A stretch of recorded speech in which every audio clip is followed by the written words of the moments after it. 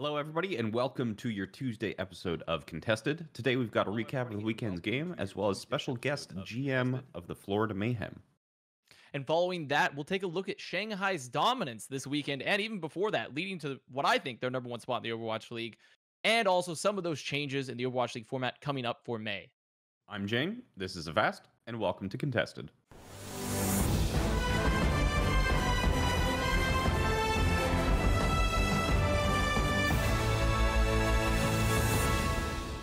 What's up, guys? We are once again not coming to you from the Frontier Communications Studio, but hopefully I don't have to say that line too many times in the future because Dallas is actually letting up on its shelter-in-place orders this Friday. So 25% capacity, but the end may or may not be in sight. Whether it's, smart to open up that early, we'll have to see. But hopefully we can get out of the lockdown here, back into the wonderful studios, and we'll be taking our green screens right back there with us. But how are you doing today, Avast? I'm good. There is a bit of tumultuous news today, and probably there will continue to be throughout this week. But we're just going ahead and say the Sinatra stuff, we're going to talk about it, but not today. Oh, don't worry. Today, we'll talk about it in our second episode of the week on Thursday, not today, because we have also an equally interesting interview coming up, I think, which is with Mr. Albert, of the Florida Mayhem, the GM. And I think that that's really going to be our focus for today because there's a lot of insight to be gained right now from that. But going back to your original point, I'm good. There's just a lot going on. Yeah, there is a lot going on. Not only did, of course, if you're just joining in this chat and you have no idea what we're talking about, check out the San Francisco Shock's Twitter. But we're discussing Sinatra, as well as probably the release of the Envy contender team as well this Thursday. Yes. However, we've got a different run of show for you today, starting out with, of course, your 60-second favor recap. So let's get right to that. Welcome to your 60-second favor recap. This weekend was almost entirely made up of blowouts with a lot of 3-0s. Only 2 games this weekend had both teams score points. One of those games was unfortunately the Battle for Texas, where Dallas fans were really hoping the Fuel would continue the 3-0 streak of the weekend against the Outlaws and show some hope for really truly being a solid top 10 team. But alas, those ambitions were not to be, as after a grueling 5-game series, the Fuel just barely took the win 3-2 against the Outlaws, much to the thanks of the Outlaws throwing more than the Fuel taking command of the series. Even though the rest of the games were blowouts, there were still some very interesting results among them, most notably the Shanghai Dragons absolutely smashing the Seoul Dynasty, a team which only a week or two ago was in discussion for the potential top spot in the league according to quite a few power rankings. They've got matches against the Spark and the Charge next week, so we'll get really feel for where they are in the rankings, since they've still played so few games. But unquestionably, the Dragons are now the team to beat. It's quite the reversal from Season 1. Finally, the circus was in town once again as Florida win against Boston not only smashed them 3-0 like all of the other games of the weekend, but did so in record time, 24 minutes and 9 seconds. No, that's not the time for one of their games. That's the time for all 3 of them.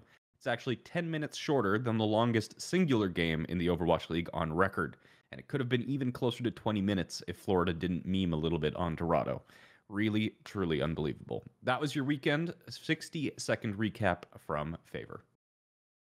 Very nice. I mean, I like the factoids presented within there, specifically about the very short game that was between the Boston Uprising and the Mayhem.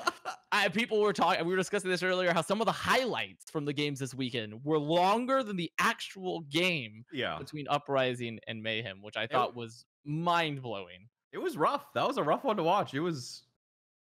I don't think there were really any redeeming. No, there was no redeeming qualities to be found in that game. I mean, for Mayhem there was, but for Uprising there was just nothing at all. And speaking of the Mayhem, and who is starting to join us, is that we are getting out Mr. Albert, also known as but we're just going to call him Albert today, the Florida Mayhem GM, and he is joining us right now. Welcome, Albert. You're muted right now, but go ahead and unmute yourself and say hello to everyone. Hi, guys. Happy to be on the show. Happy for the invite. Glad to be here.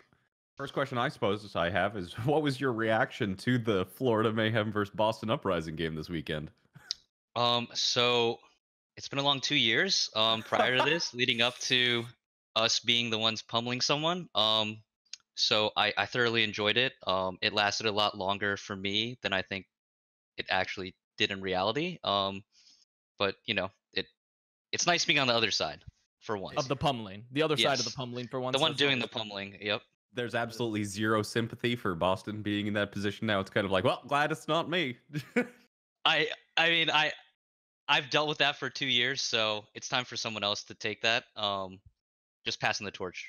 Fair enough. Now, before we get into the full interview, you're not kind of a very large figure in the community. You know, been around for quite a while, but If you were around for Overwatch, you know that he's a gigantic figure within the community, okay? A gigantic figure. But go on. I mean, there's a lot of people in the Overwatch community who've been kind of like been around for a long time in the competitive scene, but still aren't really kind of known really quite widely. So, can you give us kind of like an intro to who you are, what you do, why you're on the show today, why you're important and should be famous? Well, I don't know about the latter, but I can tell you what I do today. So I'm currently the general manager of Florida Mayhem. Have been since the off season. Got promoted in the off season of season 3. And this is actually still the first esports company I've ever worked for. So it's been a long journey. Started in the bottom, You started in the trenches. The trenches of tier 3, and I think I've literally done every single staff job. From like a player coach perspective until present day where I'm the GM. So yeah. And people didn't realize that like Mr. Albert here used to be a player too as well. He used to be a player. He played with a variety of teams. I think I played, didn't I play against you a couple times as well? I believe way back like 2016. So when Boston was building, you scrimmed us a lot.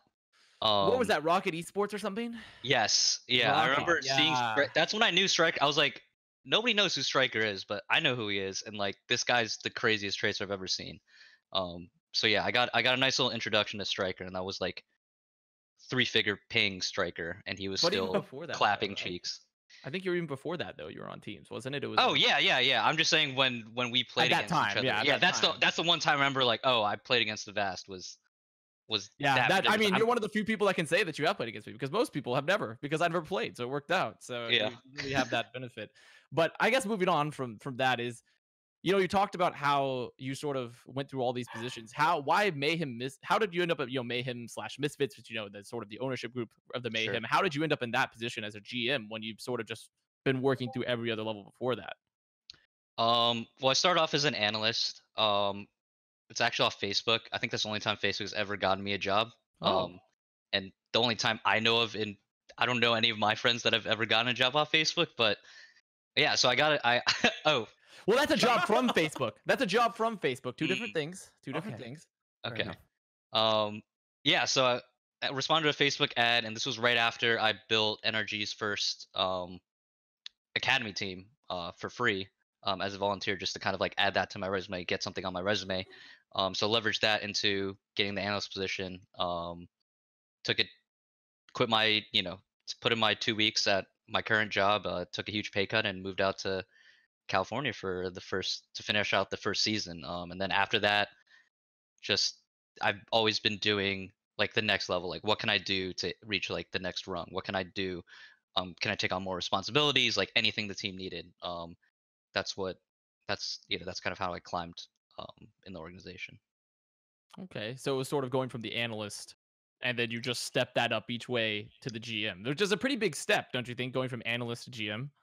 Yeah, I mean, it's been a pretty big step. But I technically took a step down. I was coaching NRG at the contenders level. Took a step back to do the analyst position because they didn't have a coaching position open at the time.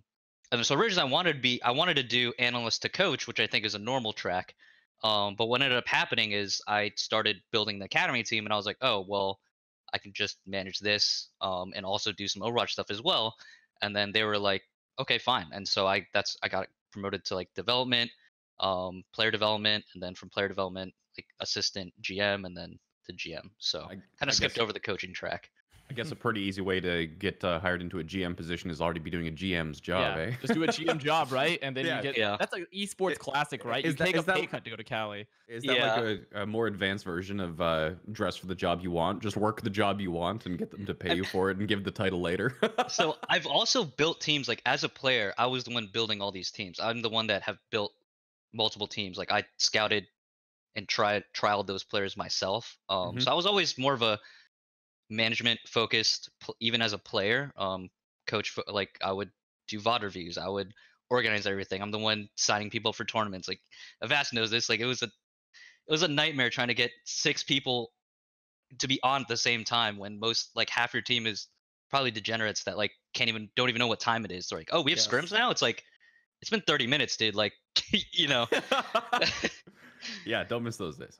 There's a lot of management involved with just being a player run team even. And you know, something I think that's pretty interesting as well, since you've seen all these aspects, in that there isn't really a lot of light that gets shown on the GM position in particular, and like sort of what the role and what's required of you. Yeah. So just to, instead of doing like a typical day, we were originally like, let's do a typical day, but you're like, no, that's gonna be boring. So like, what about a typical year for a GM? Yeah. And sort of your most crucial times and like what you're doing and your roles during that crucial time, like what your day looks like during those moments.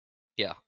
So busiest time, let's start there. Off season. It's also I think logical step. First part of being a GM is building a roster, having a roster. And to have a roster, you need to negotiate salaries, contracts, figure out who you need to keep, who you need to let go, coaching staff. And if you're rebuilding off season, I like to say off season is like my season as a general manager. That's when you have the most impact, because what you do in that period defines pretty much the rest of the year. Especially if you're doing a Korean roster, because it's very hard to make mid-season adjustments with the full Korean roster, due to visas. And you know, it's not as simple as, oh, this guy lives in the U.S. Like we can just pick him up, no visa required, just need league approval. It's much more difficult to do that with a Korean team. So yeah, so off season, and then after just the roster building, then you got to find housing, staff. You know, look at your staffing needs. A lot of this is done in parallel.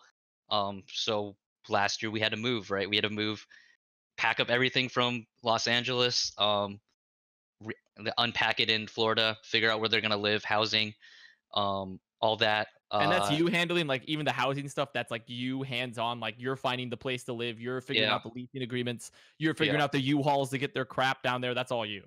Yeah, that's like a lot of it.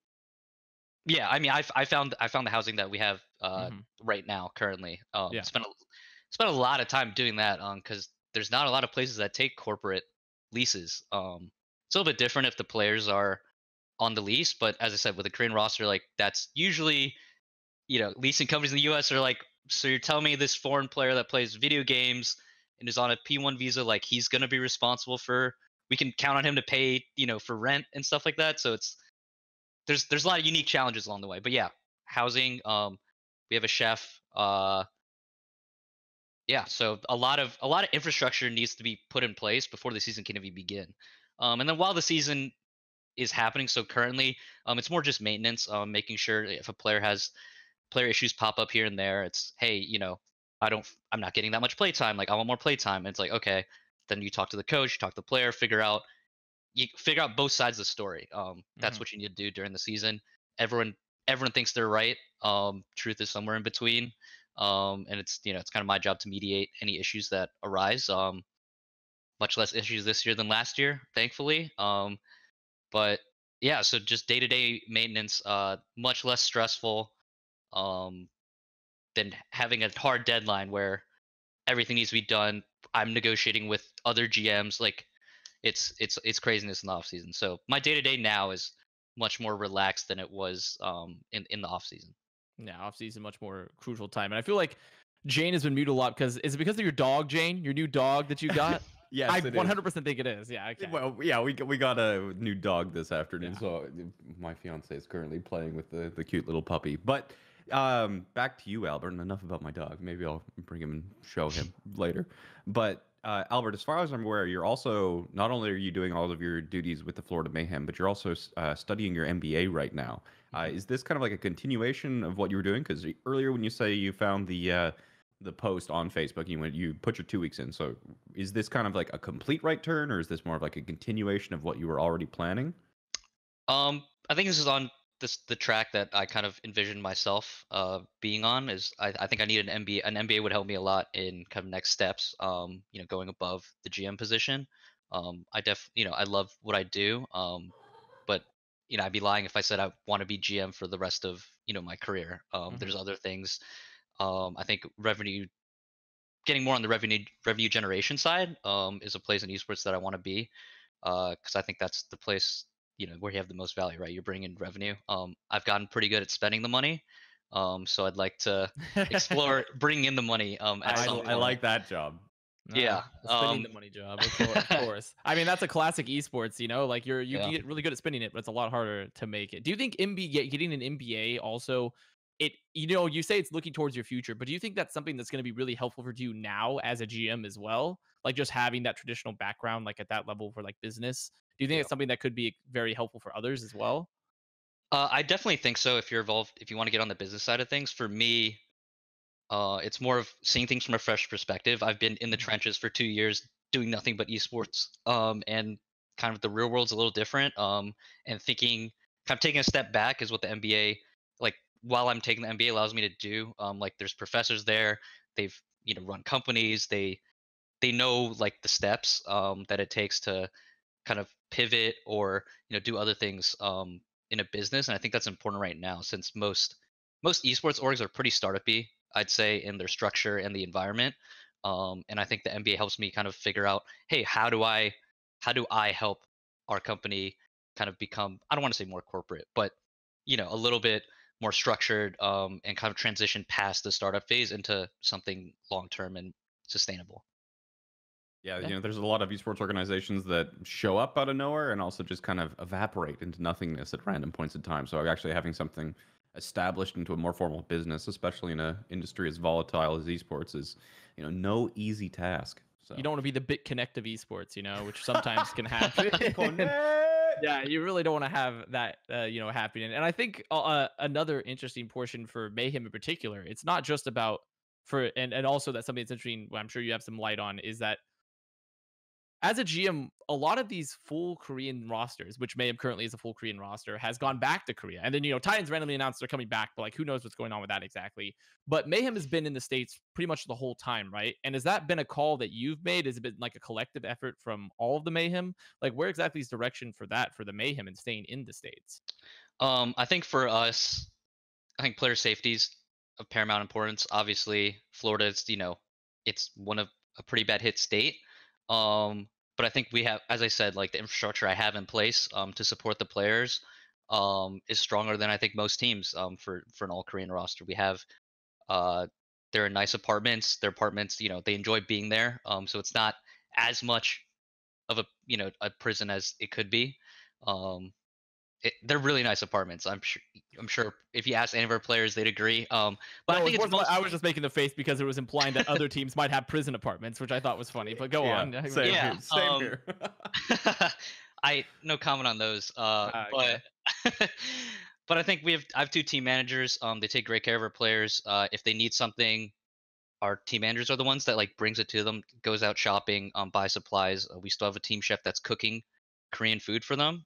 So it gives them that homey feeling. And I think for us, it didn't make sense to move them until completely understand like players want to be home. Players, especially in the pandemic, like okay, like I just want to be home, right?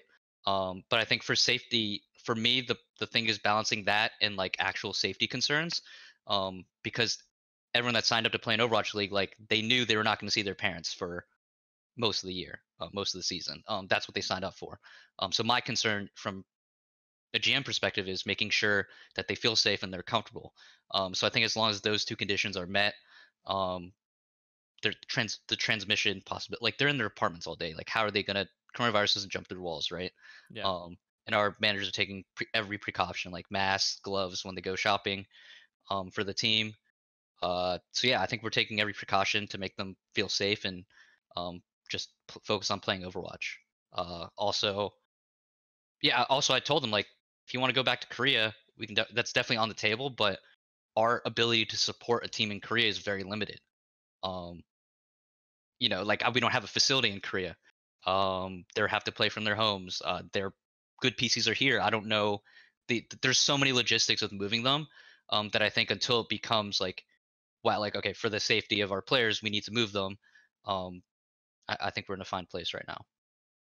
Yeah, that makes perfect sense. I mean, some teams may have potentially shot the gun in terms of like, jump the gun, I should say, rather than shot. I don't know what I don't know what shooting the gun. I don't know what saying You're that just is. gonna make up a brand Just gonna new make up saying. sayings, gonna make them up now. But like, going to a place where your org might not be able to reach. And I think also it ties into also just in general, how do you, from a GM perspective as well, for both the Mayhem and also maybe from other experiences that you have picked up from other teams, GMs, or other orgs outside of the Overwatch League. How has COVID, on top of just the infrastructure issues of keeping teams, especially teams that are full like Korean rosters and like NA, how has COVID really affected you guys, do you think, in your day-to-day operations or other orgs? You know, do you feel like it's been a significant challenge to navigate it around, or is it more of like we've just fallen into place because we're esports and we can work from our home type of thing? I think Cookie said it best. He's like, we're gamers, so it's not hard. I do feel a little bit of cabin fever. But it's like when I like reflect on like how I felt when we first started quarantining, I was like, I really don't go out that often, but it's just like it's just that I can't anymore. That's what makes me feel trapped. It's like even if you wanted to, you can't. So like that urge, you just feel caged. But I think it's it's the new normal now. We've had a month or more to kind of get used to it. Ben actually had the entire office, the entire organization in Florida working remote a week, or it might have been even 2 weeks before the governor even announced that we had to quarantine or shelter in place.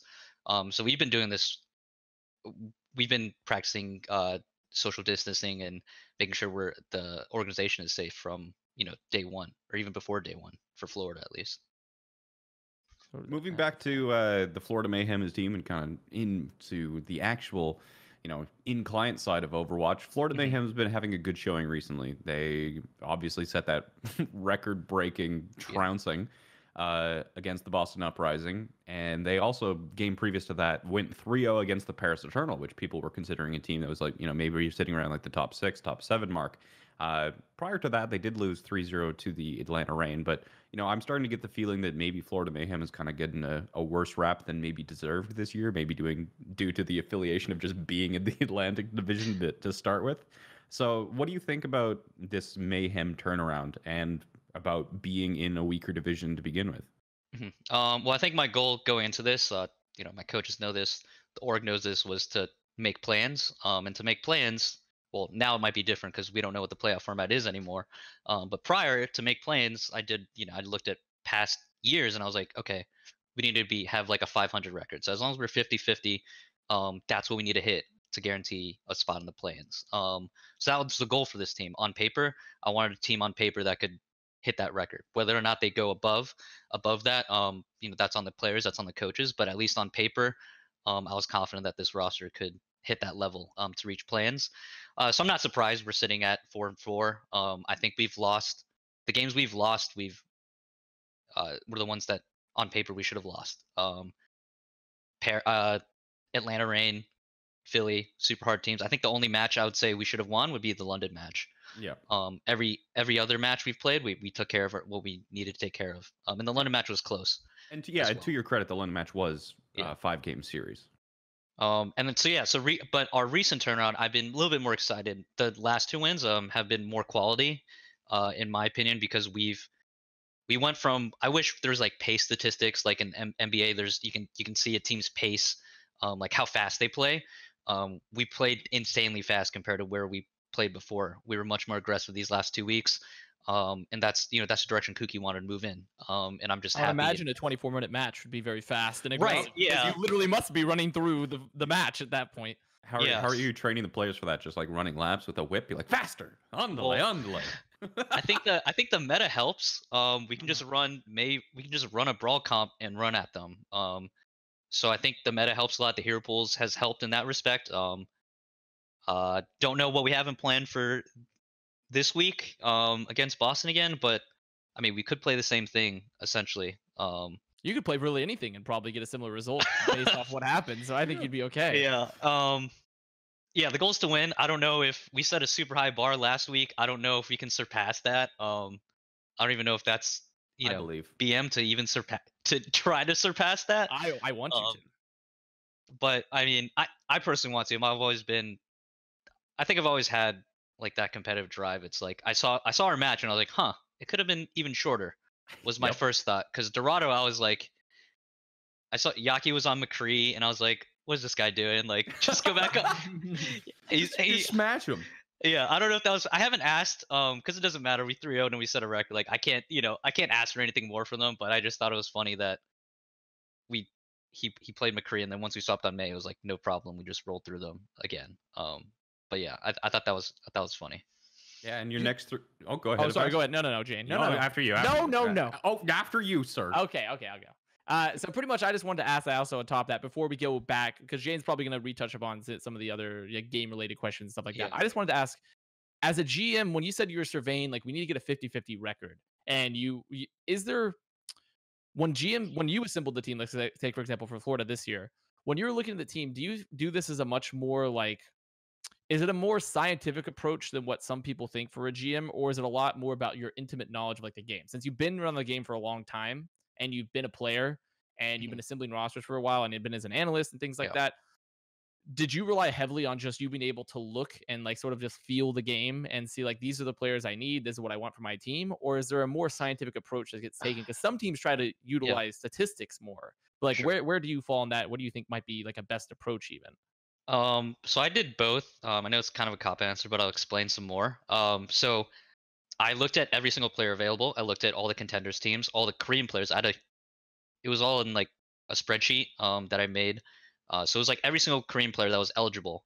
And then based on like if we were interested in them or not.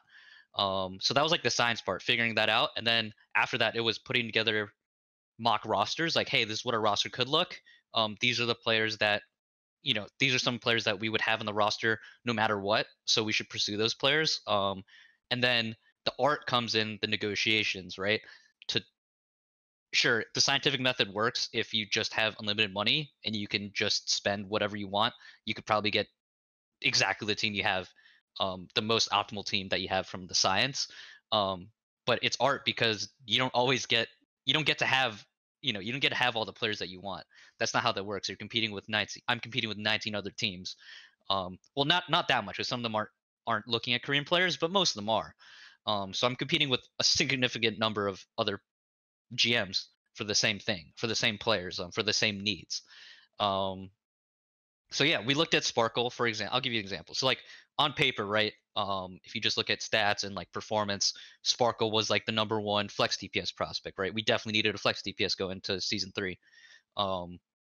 And I looked at Sparkle and I was like, wait, well, what is his eligibility like? And it's like, oh, well, he's not eligible to the second half of this season, and I want to give my team as many opportunities to hit that 500 mark,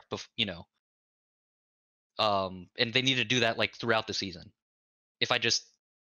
I don't want to, like, it'd be a handicap playing without You don't want to Sparkle, backload right? your team, essentially. Like, if you get Sparkle, you're backloading your team for success, assuming that, like, hopefully you don't bomb out in the first part. And one guy's obviously going to be like the Sparkle replacement, right? He's just playing until Sparkle. Right, and also, then you're that situation. So you need to get Sparkle plus another person that's basically his, his replacement, that you're going to replace with Sparkle after he turns eligible. So I think that's also extra spend on top of getting the #1 prospect. So then I was like, okay, what about Yaki? It's like, oh, he's eligible right now. He could play the whole year. We don't need a second flex DPS. I was confident enough in Yaki's abilities, and from what I'd seen, he's a long history. So I was like, I have no problems with making him the starter, the perma starter even for flex DPS. So that's why I decided to go with Yaki. So that's kind of like the science and then the art aspect. Yeah, makes sense. Well, the Florida Mayhem's next 3 games are Boston Uprising, and then against a struggling Vancouver Titans and Washington Justice. So I do hope that your rally can continue. Best of luck. Do you have anything that you'd like to say to people before we move on with the rest of the show today? Yeah, I mean, I think you can expect a strong month from us. I'm pretty confident that we can get a bunch of wins this month in the regular season matches. And get a high seed in the end of the month tournament. So yeah, excited for our fans to see even better performances, if that's possible, from our team. Well, yeah, hopefully. Look forward to you beating the record next week. Albert, thanks for joining us. Appreciate you coming on. Thanks, guys. Well, that was Albert. That was Albert. I like that. We have a rest of the show to do, because we could probably sit down and fill out like an hours with Albert, honestly. One of the constraints of having other topics to get to. But we also have plenty of other exciting topics that we still need to cover today after the Albert thing. And, you know, I think that his team overall, Mayhem, are someone to go ahead and be on the lookout for anyways, because they're in the Atlantic Division, so they're probably going to get a couple more free, easy wins. So, you know, playoffs are probably very possible for them at this point. But also it is a team with direction. And I think Albert as a GM, you know, maybe it's just the old Overwatch man, like coming through to the fore, my gray and wizened self. It's like, you know, he's been there for a while. He's been in the trenches. I feel like he's got a good eye for things. So I'm confident about the Mayhem going forward. And I'll also make a VASCON happen, Mayhem. Okay, I know we're in COVID right now, but I'm still waiting for a VASCON. So hopefully we can. You're gonna hold that to him. Hopefully we can still get that done. When the world reopens, the first thing that's happening is a VASCON in Florida. A VASCON. That's it. That's gonna give you the ROI that you're looking for, is a VASCON. But moving on, we said we need to talk about Shanghai a little bit. Oh man, and Shanghai. We do need to talk about Shanghai, because there is a very real possibility that Shanghai is currently, and I believe it. You can argue. I'll ask you your question. I think Shanghai is the best team in the league right now. Do you agree? Yes. Yes. Is there an argument that you can make to the contrary? Although, you know, this is also looking very similar to what happened with the Vancouver Titans. People are like, Vancouver Titans are the best team in the league, and then they just get utterly smashed. And then we said, but the difference is they're not. We weren't saying that. Other people were saying. True. Okay? True. We weren't saying that. I didn't think the Titans were the best team in the league. I don't think you thought Titans were the best team in the league. No, back then I had them at number 2. So yeah. Even back then I had Seoul at number 1, which obviously all of us got kind of proven wrong on that. But we're never wrong twice. No, we're never wrong twice. It's like that. It's like there's that tennis player who's like, let it be known that nobody beats me 47 times in a row. There's a good story there. I can't remember. I gotta remember how to actually tell stories. But anyway, at some point, it has to come to the fore. But they've been at a tear recently. Their current record of the Overwatch League is 8-1. Yeah, they're 8-1 overall in the 2020 season. The one thing I would like to point out, however, is that one loss. Come on, tell me who it is. It was to the Hunters. Yes, yeah, it was to the Hunters. Yeah, it was. You're damn right. It was to the Hunters. That happened like 6 weeks ago. That actually means that the Hunters are the number 1 team in the league. Of course. That's how that works. Yeah. I'm your resident Hunters simp. Yeah.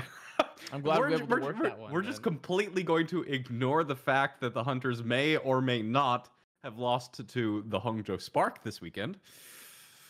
Yeah, we are going to not ignore that, actually, because we're definitely going to ignore that because they're the number 1 team in the league, because they're the only team that's beat the number 1 team in the league, the Shanghai Dragons. And that's how science works. That's how science works. I mean, it's the art and science balance, you know? You got to have the balance there. Tide comes in, time comes out. You can't explain that one. Hunter's number 1. That one. But the point is that they're 8-1, and they just finished steamrolling, absolutely demolishing. Like we thought that was going to be the peak demolishment. I thought that was going to be getting destroyed by dragons. I was looking forward to that much, and it was kind of just like oh. Wow, God, that was done quick. And then we had Boston, Florida happen, and we were like, wow, like incredible. We put a cherry on top of the already cherry of the Sunday. Like we put a second cherry there. Like I can't believe we've done that. Sunday was a good day. But yeah, I don't know. I was thinking about this, how you have some teams who are like really being carried by, you know, their DPS lineup, and then you have some teams that are being just really good team coordination. You know, they don't have any superstars. They're like, we're in this together, team. And then you just have Shanghai Dragons, which they have both. They have great teamwork. And then Lip and Fleta. I mean, Fleta sends his regards to Seoul Dynasty for that one.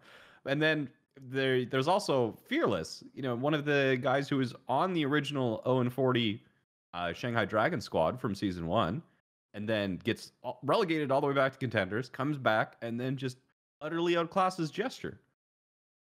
I mean, I have to say and he was wearing his original, for some of his recent games, he was wearing his original Shanghai jersey too. Yeah. That's incredible. That is just like, that is the definition of like the hero's journey, you know, of like you've tumbled down and now they've come back up and they're at the top of the world, because I don't think there's really a current team in the league that is looking nearly as strong as the Dragons. Like I was high on Shock still. I still am high on Shock. I think they're going to be a very good team still, but it's hard to argue against the consistency that Dragons have made in the Asian region. Remember, this has been the Asian region. I know people always talked about the Shanghai Dragons being a really strong team. Like, it was Nero very early on in the season was talking about scrimming all the Chinese teams and how the Shanghai Dragons were really, really strong. But then early on, we had, again, of course, the Shanghai Dragons losing to the Hunters, which I think caused a lot of people to kind of sleep on how good the Shanghai Dragons were. And then once the Chinese circle of suck broke, it was like, the Shanghai Dragons are unquestionably the best team in China. But then we really didn't know how good they were compared to the other teams just because of how many games are happening internally inside the region.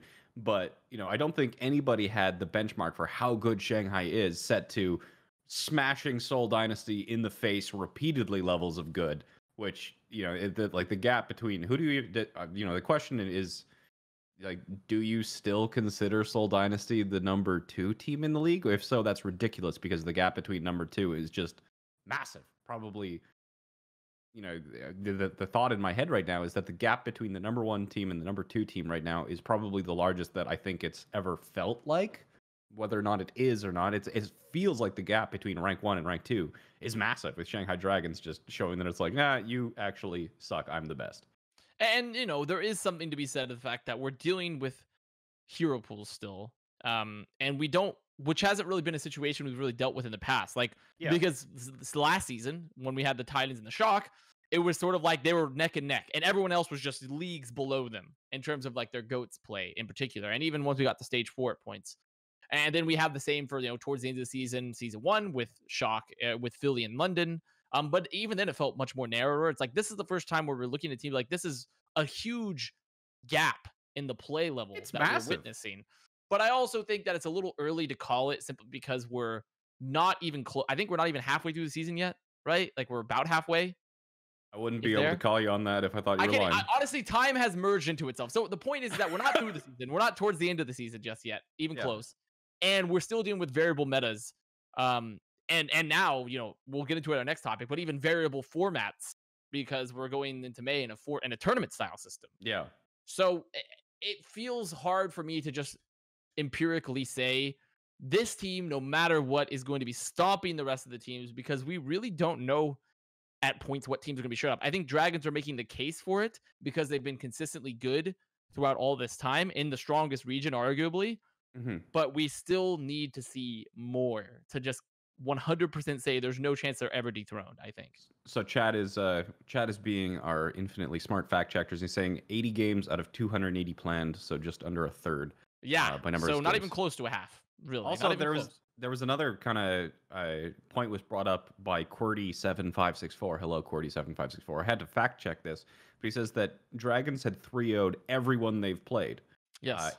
Which maybe it's because they lost to the Hunters. That I thought that they'd at least have a few maps dropped to the other teams, but no, I double checked that, and it is absolutely true. They have 3-0'd every single team except for the Hunters. They lost 3-0 to the Hunters and then smashed them the weekend afterwards in the sweep. So I need to really go back and look at that Hunters game to see what happened. See what actually happened there. Yeah, see what actually happened. It really was down to maybe kind of the Hunters found the one crack in the Shanghai Dragons armor, and then they went back to the workshop and patched it all up, and now they're completely immortal, just unkillable machines. I don't know, man, but it's impressive to see. It's absolutely impressive to see. And a lot of people weren't, especially initially. Now, granted, their lineup has changed a bit, but weren't incredibly high on them at points. They thought they were going to be really good, but we're never really thinking they're going to be number 1 level, myself included, even.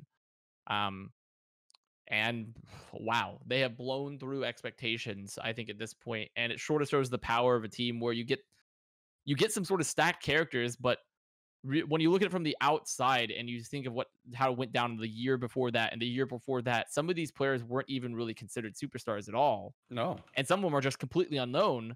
Like when we take, for example, Stand 1 in terms of the Overwatch League level, and also Lip, just players that, like who are these guys? Like how are they going to stage? Lip at this point, I struggle so much to jump on the bandwagons of good teams. We always get to this point when we're talking about the best teams in the league or anything like that, is that you get players that even the weaker players on top tier teams look like the best at their role, just because Overwatch is very much where if you're on a bad team, everyone looks bad. If you're on a good team, everyone looks good. That's just kind of how it works. But when you watch some of the plays that Lip is pulling out, like his mechanics are insane, absolutely crazy. I think that you have to be considering Lip at this point for Rookie of the Year. He's just come out of nowhere, but not completely out of nowhere. Like it was, of course, Korean Contenders on Team Blossom, if I'm remembering correctly. But like some of his plays and his mechanics are just top tier, next When you level consider stuff. the pedigree of his team, it's even more impressive. Was the thing, and that's I think something that we also have to defeat in Overwatch is we have to defeat the concept of like bad team equals bad player, Very and much we're so. working on it. That's And probably my biggest pet peeve in all of Overwatch commentary is that people are like, bad team, everyone is bad. Like players, and all to be bad. fair, I'm sure we've both fallen into the trap at times occasionally too, but a lot more it's often for like the narrative of the moment that's happening versus what we actually think. Like when I sit there and I watch Boston or Justice play and I'm like, God, this team is atrocious. Like, please get them off my screen. But it doesn't mean every single player on this team is bad. It just means that the team is terrible. Yeah, I think that's something that, the players get a lot of hate for that sort of thing. But you can have 6 really good players. Maybe they just have different play styles or don't like each other or who knows. But there's definitely situations where you can have bad players performing really quite well because they're supported or carried, however you want to call that, bumper. And then you can also have the exact opposite situation. Yeah, I don't know. That was a weird cough. Something was stuck in my throat there. Yeah. And you can also have situations where, like, pretty decently 2 really good players are stuck on trash teams. I think Corey, you could talk about him. People talked about, that's really quite an obvious example of a good player stuck on a mediocre, middling team, if I'm being generous. But yeah, where did we go from here? Like, we were currently just we went from Dragons to sort of the narrative, team looking at players in the Overwatch League. But I think now we should take this time, since I brought it up earlier, is that moral of the story, we wrapped it up. Dragons are looking to be number 1. They're looking to be insanely good. It's, I think, too early to say that they're always going to be the best team this year, by far and away in the gap. The league is very long. It's a marathon, not a sprint. And we're moving into different formats, which is now in May. We are going into a different format entirely. John Spector announced at the end of the games last weekend that they're going to do a tournament-style system coming in May, and it's going to have no hero pools. And it's going to be much more similar to like the CDL style, where it's like, which is like the way they were doing it was just a single runoff tournament or a one-off tournament. Each like homestand was like division, and now it's just, since they're not doing homestands, it's just a one-off tournament online, and that's sort of the system that we're seeing, but without hero pools. And of course, like, I've been watching a lot of CDL. I'm not a COD player myself, but of course, being a part of Envy, we have the Dallas Empire as a team, which again, if you're here for Off the Break, unfortunately not happening today. But I've been watching the CDL and Dallas Empire, and I actually really do like these tournament structures. It gives you kind of something more to look forward to. It was said in chat that there's 280 games, right? But if we're waiting until play-ins or something, then really it's kind of like there's not a lot of narrative, not a lot of structure, other than you kind of follow these power rankings, but they're not really. You don't get enough people playing enough teams to really know for sure. So there's a lot of speculation. But in you have these tournament formats. You have kind of more of the good teams playing more often. So you have more good Overwatch. The percentage of good games and good teams on my screen is higher. You get to see people actually kind of playing in formats that will more closely represent what you actually see once you do get to the playoffs. I think it's a great structure. Really happy with the change. Hopefully it increases viewership, which has, of course, been struggling recently. But for me, and of course, I think they kind of just said, I can't swear. They said bad things about hero pools, and now they've just removed them because they were causing too much drama and issues. And now we're going back to anything goes. Well, I mean, there's no guarantee hero pools is gone forever. It could just be like they try this and it comes back. And then they've already said that initially they weren't going to have hero pools for playoffs either. So it really just depends. But I think something that's interesting, and it ties into some other sort of interesting thought, some things about Overwatch League in general, is just the lack of consistency at times, I think, which is we've gone from no hero pools to hero pools to now no hero pools again in a tournament style system in the middle. And also, we shouldn't, just because something changes didn't mean that we should shame things for changing. Changing is good if it's a good thing. Like, I think I'm a fan of the tournament style format. When CDL announced that I was going to do it, I was like, actually, I really like this style. I think it fit a lot better for esports in general, and for the league. I think obviously there was the issue of like it's much more international than CDL was for Overwatch League in terms of like where the players are located, especially now with COVID. But I still think it's a great system.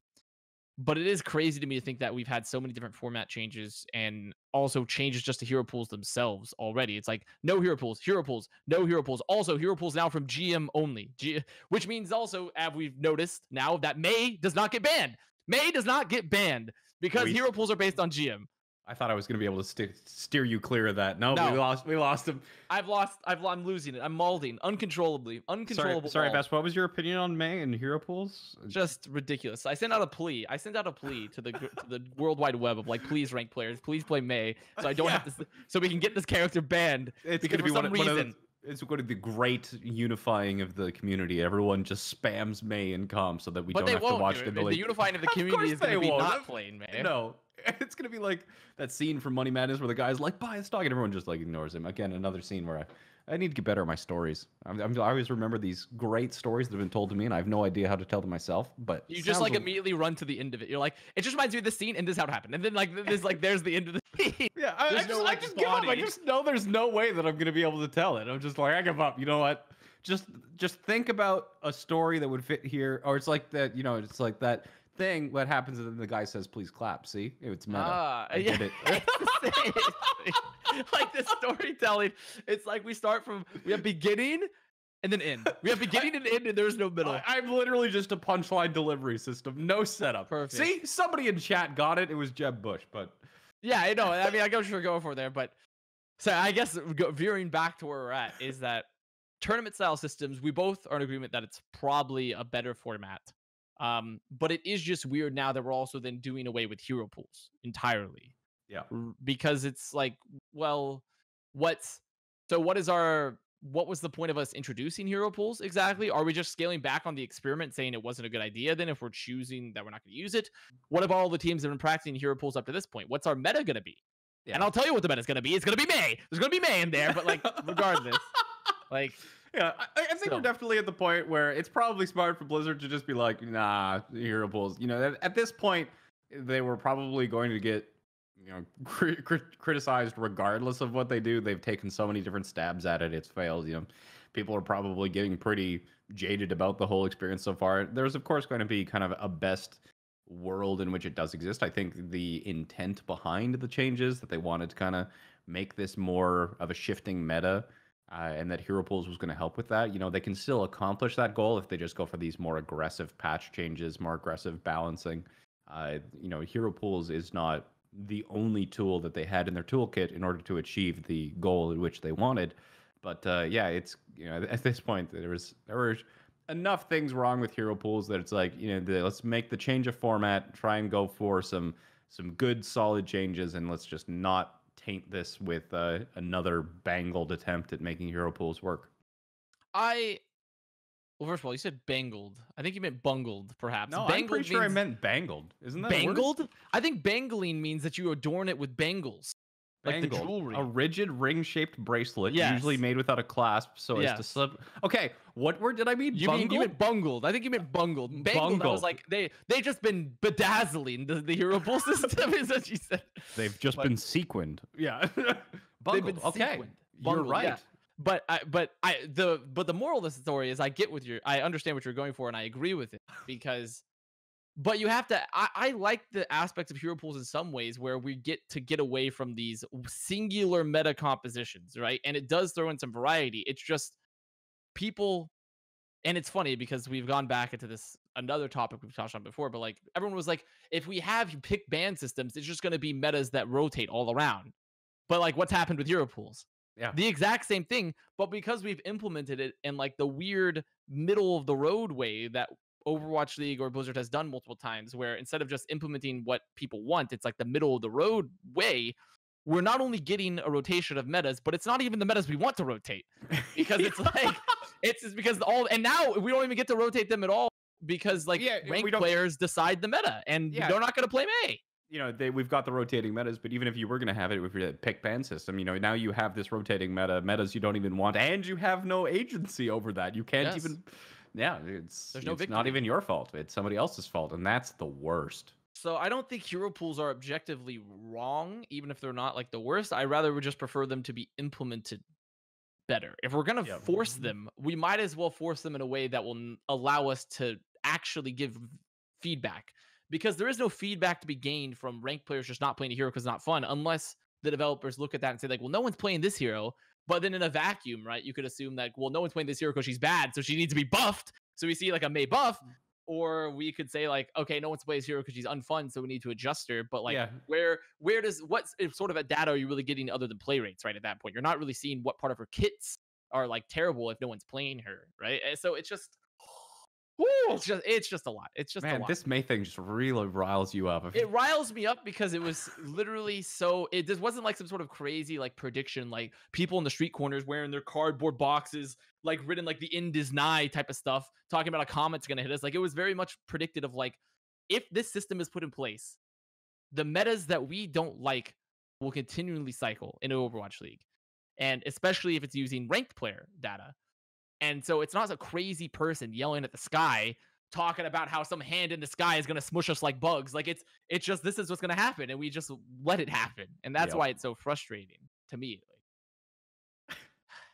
I love how just passionate you are about this. I know. I mean, what can you do, right? It's just, it just is what it is. But I guess. What can we do? Nothing. Nothing. We have no agency over this situation. We're just space. We're just carbon floating through space, and this is us. But with Blizzard, who is the pillars of creation. I don't know what to say, but like, so the point is, I guess moving on to mailbag. Before we get into mailbag, there's a discussion going on in chat, and for those of you guys who are watching on Twitch and not YouTube, this chat was happening on the YouTube side of things. So, hello YouTube Gaming, how are you doing today? They were having a discussion about who we think Rookie of the Year is. So we mentioned Lip in the discussion with the Shanghai Dragons. I think that another one that's being talked about is Alarm. Do you have anybody else to add to the discussion? Or I think the Fusion backline in general, Alarm and Funny Astro, those are both like very valid. I guess Funny Astro is technically a rookie. Yeah, he is. He didn't play in because I don't think he played in the Overwatch League last season, did he? No, I don't think so. He was a two-way. He got suspended for win trading, didn't he? It was for boosting, I think.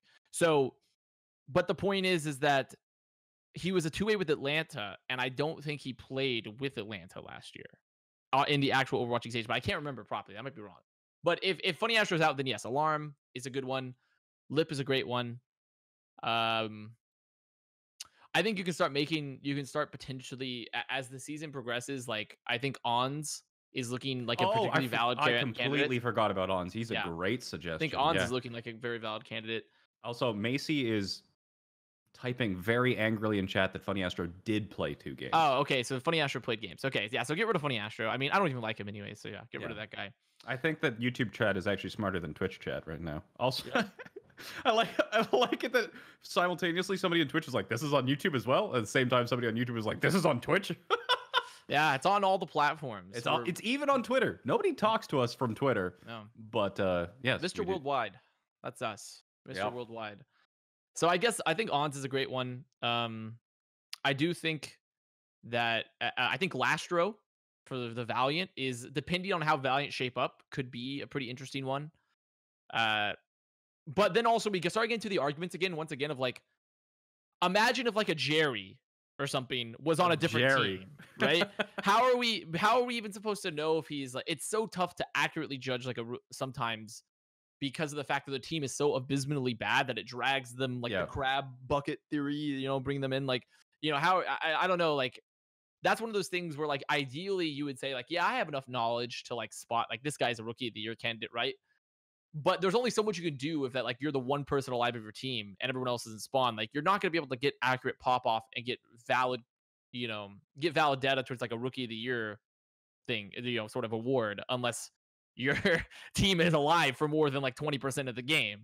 It's not possible. Oh, that hurts. That hurts to hear because I know it's true. Yeah, so boy. I do think those are all good suggestions. I think what I put out there. Do you have any that you'd like to add, maybe?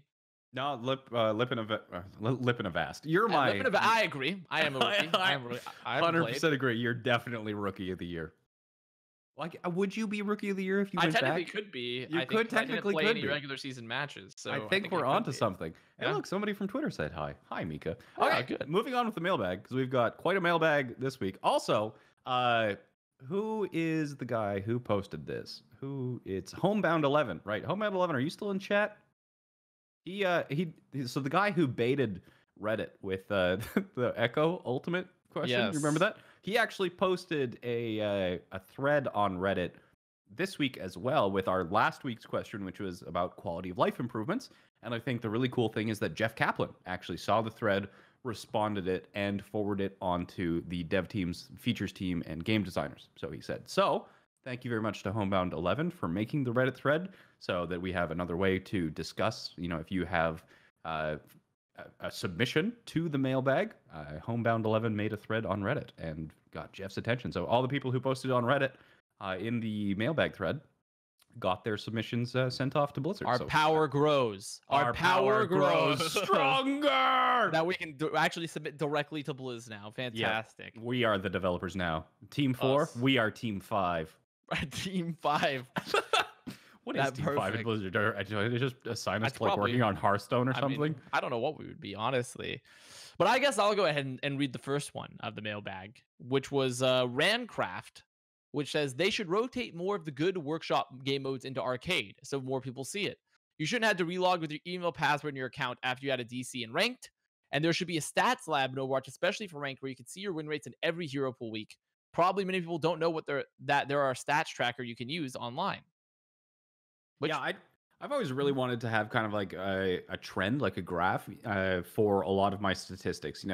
If I see that over a season or something like that, I had X accuracy. Do I know that if I had if I had 50% accuracy, did I have 60% accuracy earlier, and now I've got 40%? It only shows the average. It doesn't show the change over time. And especially when I'm looking at improvements or kind of really wanting to change a play style, for example, to see how effective that is over time. The overall stats.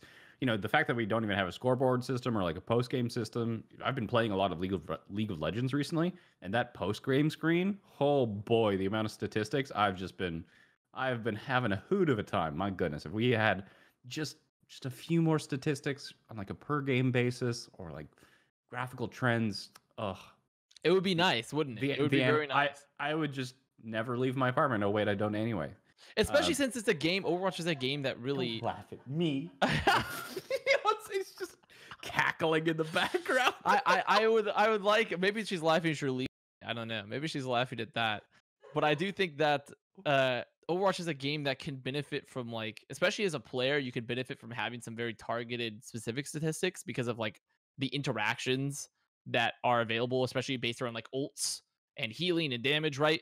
I don't always think stats are the end all be all, but it's always the argument of like, well, stats are just a number and it's up to you to interpret it. It's not so much stats tell the truth, right?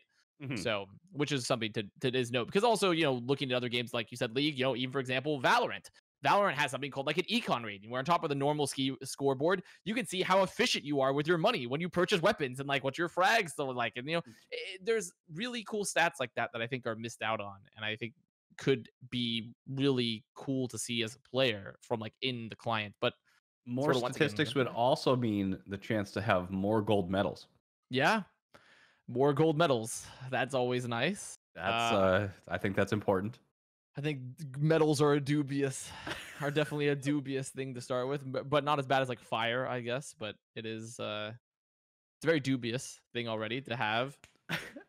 The next submission we had was from Patches, and he said, for quality of life, I really think there should be an improvement to career profiles. They just look boring. I agree. It'd be cool if you could customize them too. When people are viewing my profile, I want it to look cool. Also, the hero select screen is disconcerting. I'm not sure what's so disconcerting about it. Disconcerting? Does he experience vertigo? Or like, what's happening? I don't know, man. It's very disconcerting. He says, if I were to queue a support, I only want to see the supports, not 26 or 27 other characters. Then you could make that menu look sick, too. Fair enough. Fair point. See, that makes, once you bring it more focused in, then I guess it would make more sense. Disconcerting. Also, I think my favorite, it's not really a very detailed one, but my favorite submission of the entire week was that the quality of life change that they wanted to see was making the Zenyatta melee icon a foot. I mean, honestly, that's technically under quality of life. Absolutely, right? Yes. Absolutely, I'd be fine with that. I think that'd be really funny. I do find it odd, though, that they have a lack of, now that I think about it, you have the ability to like customize your avatar, but there is no actual like, really, there's not a lot of interactivity that goes on within a career profile, Yeah. but you can like randomly customize your avatar for it. So I always find that a little odd. But sorry, go on. I was just saying for this week's mailbag, we're going to be a little bit edgier just because there's been some drama around the community, some people, freaking out, running around with the chickens with their head cut off. It was like half of this episode. The chat was like, "Are they going to talk about Sinatraa?" We are going to talk about Sinatraa, but we're going to talk about it on Thursday. So the two big pieces of news that we'll bring up on Thursday is, of course, Sinatraa is retiring from the San Francisco Shock in Overwatch, supposedly to go and play Valorant. ESPN leaked that. Are we still waiting on confirmation? Yes. ESPN leaked that. We have no idea as of now if it's true or not. Not officially, but it seems to be probably pretty likely. I'll give a quick Twitter check. Okay, and while that is happening, yesterday also Envy released their Academy team, which means that the final Academy team in North America remaining is the Uprising Academy, which I'm not sure if they're Tier 2 or Tier 3 right now. They're not exactly top of the pack. So the question for the mailbag this week is going to be the absolutely zero controversy question: is Overwatch dying? So take it seriously. Steelman your arguments and let us know what you think. Is the game in trouble, or are things just fine? This is just growing pains. Let us know. I am super excited to see the fireworks and the arguments that come out of this week. So this is going to be my absolute favorite mailbag. Yeah, I think it's going to be a great one. There'll be cool heads, level-headed arguments. Very valid, reasonable discussion all around. Thoroughly researched, well-cited. I agree. Discussions. Not emotional in any no emotions. Respect. Zero. Yeah. I think it'll probably be MLA-sided and formatted. Yep. Bibliographies. So yeah, I agree. There'll be all sorts of nice bullet points there for us to read. But we are going to be focusing on Sinatraa next week because it's something that's deserving of its own episode. A lot of these topics, we really need a whole episode that we have more segments to break down because we wanted to fit in that what I thought was a really interesting segment with obviously Mr. Albert of the Florida Mayhem. Yeah. I mean, the only reason we're able to go so long today is because Off the Break isn't happening. But normally we are on a time limit, so we want to make sure these topics are covered as in-depth as possible. Which, we've been holding off on talking about the Vancouver Titans as well because we were waiting for more information. We're still waiting. Supposedly, maybe there'll be a break. Is this leaks? I mean, I don't know. I'm just saying maybe we'll see something when they get to an A. Maybe we'll see something when they get to an A. Who knows? That's all. Man, I thought you were just gonna drop a bomb on all of us. No. I'm not. We are professionals here.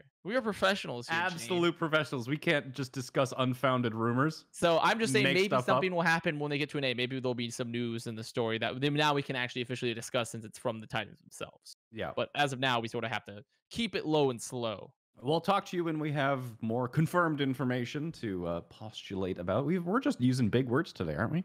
We Bungled, disconcerting, postulating. We're hitting all the SAT words. Yeah.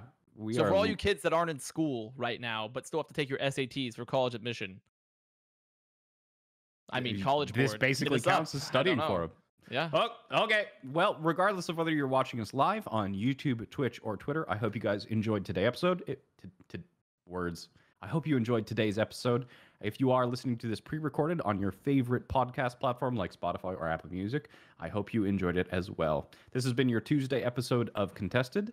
I'm Jane. This is Avast. I hope you have a great day. See you on Thursday.